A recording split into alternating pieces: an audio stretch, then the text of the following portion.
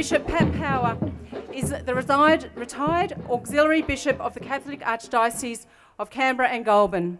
Bishop Power has a long history of speaking out against cruel policies of successive Australian governments and in support of refugees and asylum seekers in Australia. Please welcome Bishop Pat Power.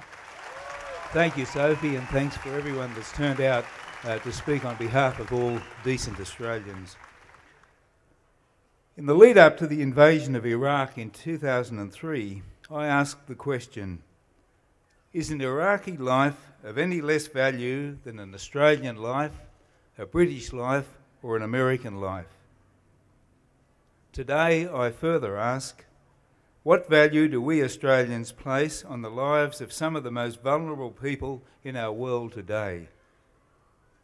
How do we view the 45 million people worldwide who are displaced?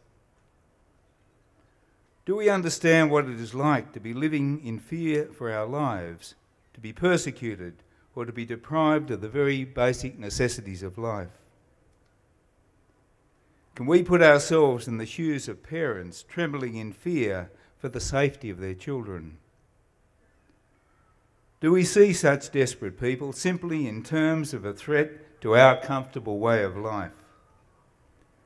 Do we join in the mantra of stopping the boats, of trying to have problem people out of sight and out of mind? Are we at one with our government in treating refugees and asylum seekers worse than criminals in hellhole conditions in Nauru or on Manus Island? People from all around Australia are gathering today because we wish to break the silence, to say loud and clear to our political leaders that we do not espouse the harsh policies which both major political parties are pushing in relation to refugees and asylum seekers. During the last federal election campaign, we witnessed an obscene contest where Labor and coalition parties were seemingly trying to outdo each other with tough and cynical rhetoric aimed at frightening the electorate away from a compassionate, fair and humane approach to the plight of some of the world's most needy people. To the credit of the Greens, they attempted to put forward policies more in line with decent Australian values. But in deciding who would form government, voters had Hobson's choice in trying to separate ALP and coalition polities in this whole question. In such a scenario, I dispute the fact that the Abbott government has a mandate to continue enacting its current harsh and inhumane policies.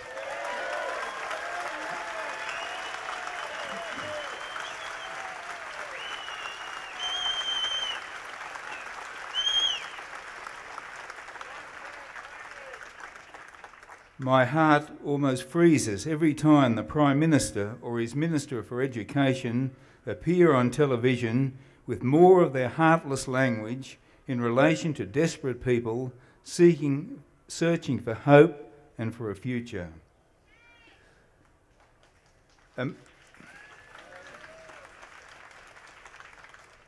Emeritus Professor Gillian Triggs is President of the Australian Human Rights Commission. She can hardly be dismissed as some kind of radical lefty. Yet she states, I quote, "For over a decade, the Commission has repeatedly recommended that mandatory and indefinite detention be abolished as it breaches Australia's international obligations. There is no evidence that mandatory detention effectively deters irregular arrivals. Moreover, the human and financial costs of mandatory detention have been enormous." End of quote. I am told that the United Nations Commission has found Australia to be guilty of 150 breaches of human rights in its arbitrary detention regime. No wonder our government is so anxious to deny independent observers access to the Nauru and Manus Island detention centres. The Refugee Council of Australia puts it starkly. For asylum seekers already traumatised by the persecution or torture they have suffered, and the dangerous journey to find safety and protection, long-term indefinite detention in a harsh remote facility creates a highly toxic environment.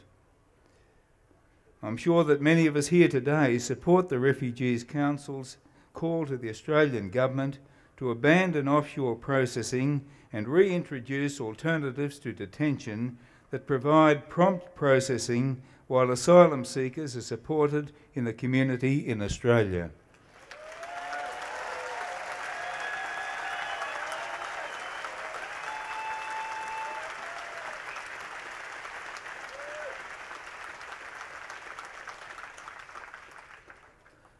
I reflect on the treatment of the Vietnamese boat people in the 1980s and 90s, and the way that many parishes and other community groups sponsored and supported them in the beginning of their journey towards becoming excellent Australian citizens.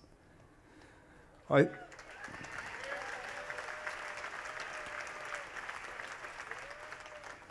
think back a generation or two earlier when I was growing up in Queanbeyan, seeing my parents and many other open-hearted people welcoming new Australians from war-torn Europe.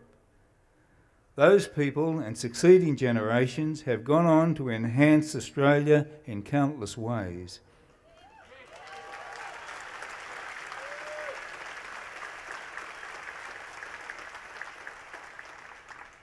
Today, Mustafa Uwadi from Afghanistan, who will speak to us, reminds us that he and so many others from similar backgrounds have the qualities needed to make Australia an even better country, and one where we are able to celebrate unity in diversity.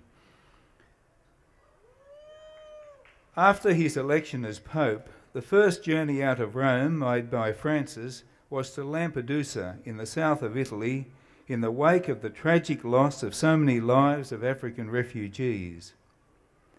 Pope Francis stated unequivocally, "Refugees are not pawns on the chessboard of humanity." Isn't this precisely how they are being treated by Tony Abbott's government? Pope Francis went on to condemn a globalisation of indifference and to say that we need to move away from attitudes of defensiveness and fear. I believe that all of us here today are heartily sick of the fear campaigns that have demeaned Australia for far too long in relation to people who need our love and acceptance, not the bitterness of hate and rejection.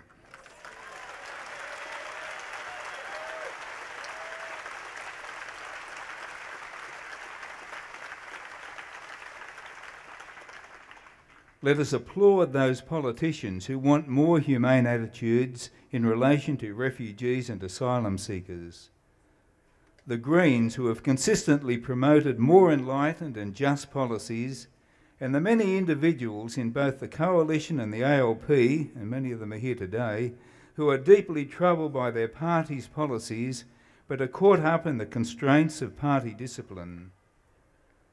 Today we are breaking the silence to say to all those who exercise some sort of power that we acknowledge the sisterhood and the brotherhood of all humanity, that we believe in the dignity of every person, and that as members of one human family, we Australians really do believe in a fair go and want what is best, especially those who most need it.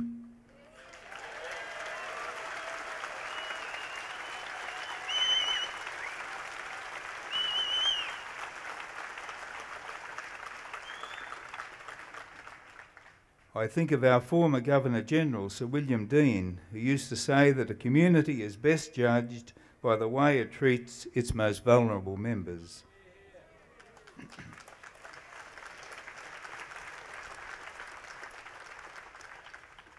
Australia can do better, a whole lot better. Let us see that it happens. Thank you.